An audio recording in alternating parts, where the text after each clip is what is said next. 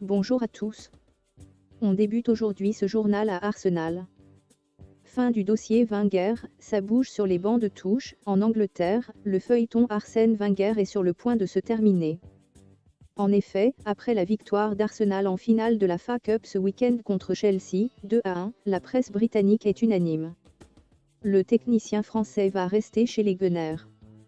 Malgré le mouvement Wenger out lancé par une partie des fans du club londonien et une non-qualification pour la prochaine Ligue des Champions, Wenger devrait prolonger de 2 années supplémentaires.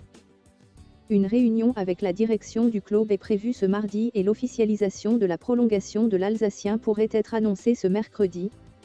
En Espagne, une page se tourne au FC Barcelone. En effet, l'ère Valverde commence aujourd'hui, indique Marca ce matin. L'arrivée du technicien espagnol, successeur de Luis Enrique, doit être officialisée ce lundi par le club culé. Man United fait son marché au Real Madrid. De l'autre côté de la Manche, Manchester United a bel et bien l'intention de piller le Real Madrid cet été. Désireux de se renforcer afin de réaliser une saison 2017 à 18 ambitieuse, les Red Devils, qui ont déjà trouvé un accord avec James Rodriguez, auraient ciblé un autre madrilène. Bell, objectif de United, titre Mundo Deportivo dans son édition du jour.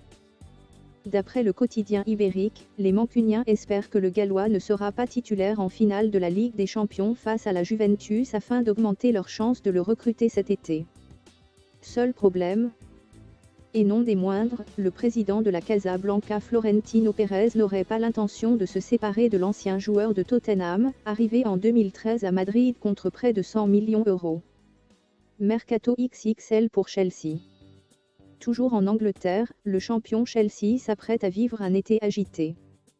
En effet, de nombreux mouvements sont annoncés chez les Blues, aussi bien du côté des départs que des arrivées.